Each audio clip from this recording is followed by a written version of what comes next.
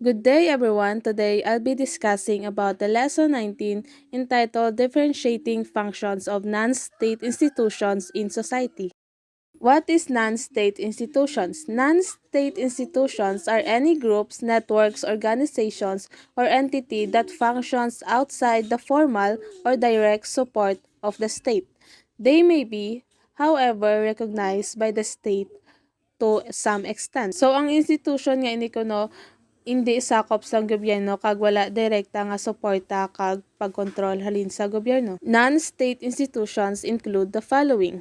First, banks. Banks are organizations that manages an individual's or a group's money by accepting deposits that can be withdrawn by the same individual or group on demand.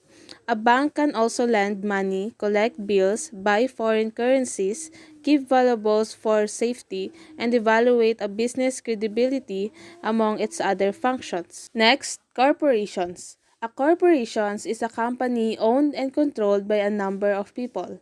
It is considered by the law as an artificial being such that it has most of the rights enjoyed by an individual human person.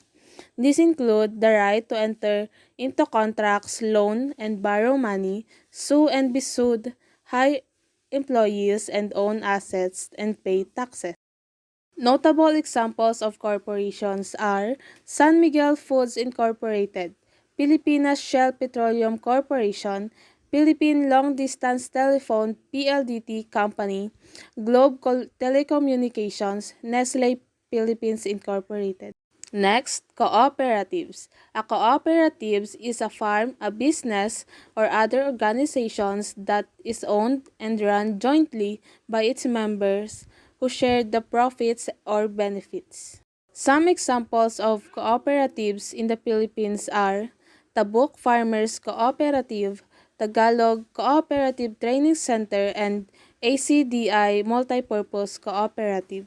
Next, labor unions. A labor union or trade union is an organized association of workers, often in a trade possession, formed to protect and further their rights and interests. Some examples of labor unions in the Philippines are Alyansa ng Manggagawa at Organisadong Pilipino, BPO Workers Association of the Philippines, and National Congress of Unions in the Sugar Industry of the Philippines.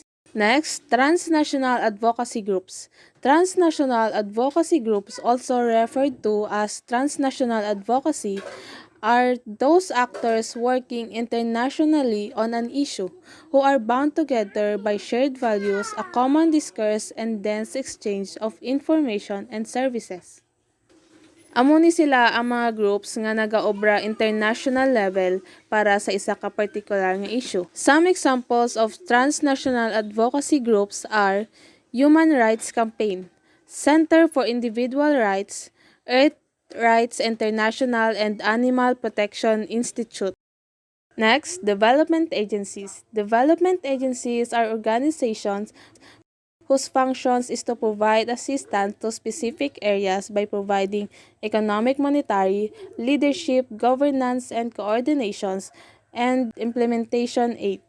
Development agencies commonly assist developing countries such as Philippines. Some examples of development agencies are Bangsamoro Development Agency, International Development Agency, Johannesburg Development Agency, and Abyssinian Development Corporation. Lastly, international organizations. International organizations are any organizations that are functioning or operating and has membership across the world or in many countries.